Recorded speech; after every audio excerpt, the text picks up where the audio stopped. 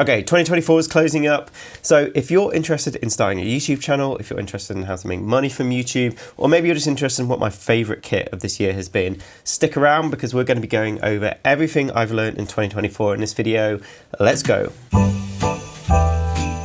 2024 has probably been my biggest year on YouTube. I think we started the year with 6,000 subscribers thereabouts, and we're capping off the year of just over 16, which is great. So that's around a 10k subscriber growth this year. Very happy with that, on the way to 20k. I think for the first time also, relative to previous years, it started to make a little bit of income that has actually been sort of like noticeable and useful. So I think this year, through all the various income streams, I've generated around 20 to 25k of revenue. And we'll break those different streams down a bit later in the video and look at sort of how I managed to make that money. YouTube has definitely become a second business at this point, and I think anyone who's had experience of running two businesses where you're, wearing multiple caps, managing two sets of finances, two very different class of clients, it's been a really rewarding learning process, but very, very hard work. I think in total I've released around 36 to 37, around 40 videos this year, which I think is a reduction on the previous year, but I do think I've probably released more longer, in-depth videos this year, quality over quantity approach this year. I actually really struggle making anything below 10 minutes. I really try, but I just waffle, and most videos I tend to record for about an hour. So I've definitely become more selective in the sort of videos that I do and what I say yes to. One thing I've been trying to grapple with this year is definitely how I plan and approach content ideas and content generation. I think in the first 2 years I was definitely very reactive. You would get an email from a brand about testing some kit and there'd be a really tight deadline for their launch and an embargo date. Because of that, I was leaving a lot of my own ideas on the table because I didn't have time for that, and I was continuously getting distracted by all this stuff coming in. Original content, a lot of the original ideation that I've had has led to videos that have had really nice view counts, as well as those videos tending to be sort of evergreen content. So not videos that have that initial spike and drop and then they don't really get watched again, which tends to happen with a lot of embargo release videos. Stuff where I've had an idea and want to do a sort of a deep dive on a subject, that's always been more evergreen, and those videos, are continuing to be watched, whether that's a year, 6 months down into the future, and sort of generating views and also getting new subscribers as well. And I think those sort of evergreen content are really useful for the channel. They're not massive viral videos, but they do tend to have good engagement when you look at the other metrics. So I think it's important to look at success more than just views and how quickly a video generates views. It's engagement, it's how many subscribers it delivers, and how long this sort of watch period exists after that video has been posted.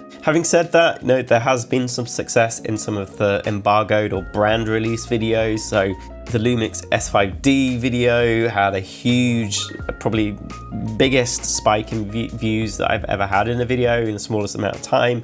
GH7 video, some of the Lower Lens reviews, the DJI Film R video also did very well. Worst performing videos, if we're going on purely views, and those tend to be, original work, BTS, project breakdowns, all the stuff around the creative process and stuff that isn't necessarily pinned to gear, which I always think is really interesting because everyone publicly always moans about there being too much focus on gear on YouTube, but then, and this is a consistent thing across YouTube, whenever a creator releases a video with original work, with breakdowns from professional projects, they never tend to perform as well as the gear video. So it's just something to bear in mind. If you want to see more of those types of videos from your favorite creators, just definitely watch, engage with them, comment on them, like them, share them, because you need to give YouTube those signals that those videos do well in order for creators to sort of make more of them in the future, because if they bomb, then they harm the success of your channel and blah, blah, blah, blah, blah. This is the first year where I've actually made or turned a sort of reasonable profit or amount of money or income from the collective revenue streams that exist of doing YouTube. Mostly on their own, they're all kind of small pockets of money, but they've all begun to sort of add together and aggregate. So, the different revenue streams that I've had this year are the sort of generic YouTube AdSense, affiliate marketing on various different platforms, sponsored videos, sponsored ad reads, and then a few sponsored social media posts. And then on top of that, I've also had digital products, one which I launched in mid-August. So the thing with sponsored videos is that I haven't really been sort of like seeking them out aggressively. And that's mainly because what I can charge for those at the moment doesn't really compete with what I charge for my freelance time. It is a much lower sort of like hourly rate than what I charge for my freelance stuff. But having said that, from sponsored videos this year, I think I made around £5,000. From YouTube ad revenue, I'll show it up on screen now, but around £2,700 to £3,000. Amazon Associates, that has made just over £3,000. I think it's about £3,362. And then probably another £1,500 from other affiliate sources and platforms. So all in all, you know, that's around the 12 grand mark, which on its own doesn't come even close to covering the amount of hours that have been invested in generating that revenue in the first place. However, the thing that has made the big difference this year has been launching my first proper digital product. So that's Palermo, a power grade and LUT pack for the DJI OSMO Pocket 3. But that generated some reasonable income in the limited time that it's been out. So it launched mid-August. So far from sales, it's generated around £10,000. So when you add that to the 12k that's generated through the other streams, you know, £22,000 to £25,000 is a reasonable income, I think, for a year on YouTube. So I'm really happy with that. It's a huge increase on what we had last year. I think total last year was a couple of grand. So I do feel like I've now kind of erected more of a wall, more of a barrier against the onslaught of brands. And as the channel's grown, you know, I'm getting emails on a daily basis, even from brands that have nothing to do with the niche that I'm in. I'm getting stuff from like suitcase companies, 3D printers. It's just like an onslaught of stuff. I only have limited time. This isn't a full-time gig for me. I'm working sometimes 5 or 6 days on my freelance stuff. I've got deadlines and commitments to that. When you consider, you know, something like a lens review video requires 3-4 weeks of solid work. All of that is unpaid. All of that is going on in between personal life and a full-time freelance schedule. So, you know, just with that in mind, getting one video out, let alone, you know, one video out every 2 weeks, it's a continuous workflow that requires like a lot of dedication, a lot of time management, and a lot of time working in evenings and weekends and day offs and squeezing time in between downtime in my freelance work. Why do I do that? I enjoy it. I'm not going to lie, that's why I do it. It's the only reason I do it. If I didn't enjoy it, I wouldn't do it. I love that it gets me out with my camera more. It gives me an excuse to create more stuff and shoot, which I love. Like, I love the creative side of this job, and that's what keeps me going. I'm not necessarily someone who's like tech obsessive. I am interested in tech, but I'm not obsessed with it. I'm sort of obsessed with making things, I would say. So I have done a few sponsored videos this year. I did one for Zhiyun, and then we did another one with Nanlite, and then also Audio did a sponsored ad read that helped fund my big red Komodo video. As long as I dig the brand and I rate the products, then I'm happy to do like sponsored videos. Where I'm aligned, I'm happy to, you know, explore those opportunities. I think it's also important to stand your ground with brands. This isn't my mainstream of income. I can be a little bit more cavalier on negotiations. Like if I walk away and lose, you know, like £1,000 or £1,500 from a sponsorship video, it's not the end of the world for me because this is all kind of like additional income. But I've definitely found when I've stood my ground and they've sort of given me a really lowball offer and I've just said no, more often than not the brand counters and will, you know, give me the amounts that I asked for. The sponsored fee is for you to, you know, promote the product to your audience on your channel. It doesn't cover, you know, them using that on their own channels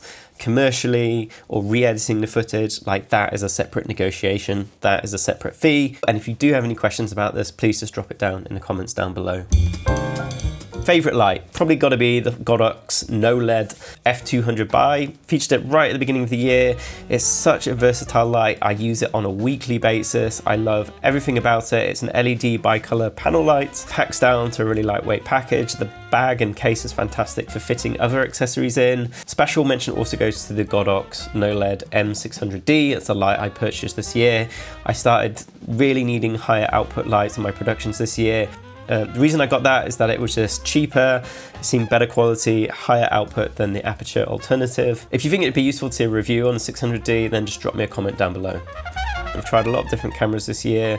Recently the Pixis GH7, S9, Fuji X100V, but to be honest, I think it's got to be the DJI OSMO Pocket 3. This has been the most fun little camera that I've used in a long time. Because it has that nice sort of like portability to quality factor in the Venn diagram, it means that I've often been happy to leave like larger cameras at home, especially on personal trips and holidays, and for me that has just been such a breath of fresh air, like getting a bit of a break from more professional cameras on holidays and not always having to lug those around. I think on a sort of mental health level it's just been really beneficial. When you can squeeze really nice looking stuff out of little things like this, for me that's like a really fun challenge. Honestly, I think the Laowa Super 35 Rangers have to be my best pick of the year, mainly because they've just become my workhorse lenses. So we review them on the channel and I own a set now. They're just incredibly versatile and they've begun to replace my DJI Vespa primes more and more on shoots. Having 3 lenses of all my focal lengths is way more convenient than lugging a case of primes or having to sacrifice my focal lengths by choosing maybe like 3 or 4 of the Vespids. I've used them on all sorts of jobs, from, you know, clean corporate work to more creative doc stuff. I have them in PL, so I use them with my Mofage Poco PL adapter, which has drop-in VNDs, and just that combo is just so convenient and quick and easy to use. I also picked up the Deity Fios system this year. Haven't had a chance to review it yet, but in the short time that I've owned it, maybe like 2-3 months now, no regrets. Absolutely incredible system. It sounds fantastic. It's got this fantastic app control that has been criminally missing from other wireless audio sets over the years, combined with its backup recording, so you get 32-bit recording on the packs themselves. So you can do your backup recording on your pack and then go into a recorder or camera for your secondary recording. And having that backup function has been incredible. I love it. Computing wise, I upgraded my laptop finally this year to an M3 Max 14-inch MacBook Pro. Generally, I love it. It's transformed what I can do. It's given me so much more power to, you know, work on my projects in color grade. There are a few things that I'm a bit frustrated with that laptop, so I did spec it out. I prefer a smaller laptop. I travel a lot, but there is a big issue that if you spec the M3 Max Pro, MacBook Pro out and have the smaller form factor, it just can't handle the heat properly. And I found that it just overheats a lot, it throttles performance sometimes. The heat vents vent directly onto the monitor, and that heat ends up temporarily discoloring the monitor, which I think is just unacceptable for like a $4,000 laptop. There's not really any other option. It's either that or upgrade to a larger form factor laptop, so I've just lived with it for now. But generally, I also bought an 11-inch iPad Pro M4, and that for me is my pick of the year in terms of computing. I use an iPad every day. I use it with my Komodo, and this new iPad has just been incredible. I've used it to color grade, so I've got DaVinci Resolve in it.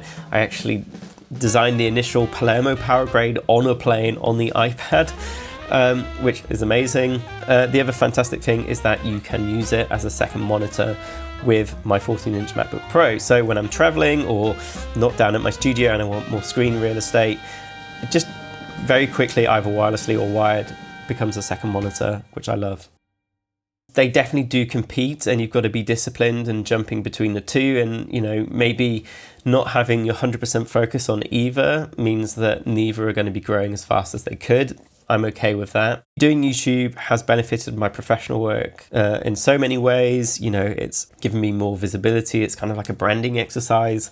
People have contacted me, work inquiries, I've booked work, new clients, just because they've come across my YouTube channel. You know, that extra income that's come from YouTube also takes the pressure off somewhat from the freelance side of stuff. So you're always going to have ups and downs when you're freelancing. You're going to have quiet periods and periods where you're not earning as much, and having a little bit more buffer from that YouTube side of stuff definitely means that maybe, you know, you're not as stressed out financially, you're not worrying about bills as much. And also sometimes in a position just to say no to some of the projects that you know aren't a good fit for you, but you might have to say yes just because, you know, for cash flow reasons. Balancing the two definitely comes at a cost. Juggling pro work, full-time pro work with a full-time YouTube schedule, there's not a lot of time in there, and, you know, you still need time to live and have a personal life. And it often means that, you know, you never really get a break. Generally, if I had a bit of a quiet period in my freelance work, it would give me opportunity to take a pause, you know, have some personal time, catch up on admin, stuff like that. But now I'm finding that I generally fill any free time outside of my freelance work with YouTube. And it starts to encroach on evenings and weekends as well. And the fact is that if you're not careful, then you just don't get a break. It just never stops unless you're really, really strict and disciplined. So it's something you've got to work really hard to do to avoid burnout. And like part of the reason I'm ill now is because I just didn't stop in December and November. And the upshot of that is I just got burnt out by the end of last week and came down with flu. So you got to look after yourself. And I think it sounds stupid, maybe to someone who's not in the YouTube game, but really powerful thing I did was just removing the YouTube Studio app from my phone. So if you don't know, the YouTube Studio platform and app is kind of like this sort of nexus, this hub that is just like the hive mind of everything to do with your YouTube channel. And it just drills down and gives you absolutely every stat imaginable, many of it in real time. I just got to a point where I found that I was having a really toxic and unhealthy relationship with that app. Like I was using it more than social media. It became that kind of reflex thing where you open it, you look at it, you forget completely what you looked at, and 2 seconds later you're back in it doing the same thing. And I sort of followed the advice of a few other YouTubers who had recommended removing it from the phone. And as soon as I did that, it just had such a huge boost on my mental health. I was no longer sort of being reactive as comments came in. I would then end up checking it a couple of times a day now just from my laptop and answering comments in batches. And I know it sounds like a really simple thing, but you know, these apps and these social media platforms are designed to get their hooks in you. So I think rebalancing my habits with that was really good, positive. I don't like setting like really tight goals. Maybe that's part of my problem, that I need to be more organized than that. I think in terms of the YouTube channel, you know, just end the year next year with more subscribers than I did this year. I still want to be happy. I want to be enjoying it. I don't want it to become a chore. 30k subscribers, on the way to 30k subscribers would be amazing. Into the mid-20s would be great. I don't think there's any really point putting loads of pressure and setting like arbitrary stats, because until I do this full time, it doesn't really make sense because I can't sort of like throw myself into it. What I want to see next year, I'd be really excited to see, you know, what Panasonic has got lined up. I think it's time we see something new from them. DJI as well. I feel like they've got something really cool on the horizon. Like they've just been a brand that have continually injected much needed innovation into the market. So I'm excited to see what they do and what pressure they put on the other brands. Next year, I might be in the market for like a new compact Cinecam. I think it's time I sell my Eva 1. Because what I really need is like a compact cine camera with really good autofocus, something that has all the I/O, that can be used on smaller jobs, that requires, you know, all the professional inputs, image quality, but has autofocus for smaller crude jobs. I think like overall 2024 has been a great year. It's been a nice mix of freelance stuff, good mix of YouTube stuff. You know, stuff can always be better, but I'm generally happy with where I am, what I'm doing. Me and Steph have had a nice year. We've had a nice few trips. What more could you ask for? How have your years been? Let me know in the comments down below. Like, what have been your highlights? What have been the lowlights? Lowlight for me probably was getting all my kit stolen on a professional job.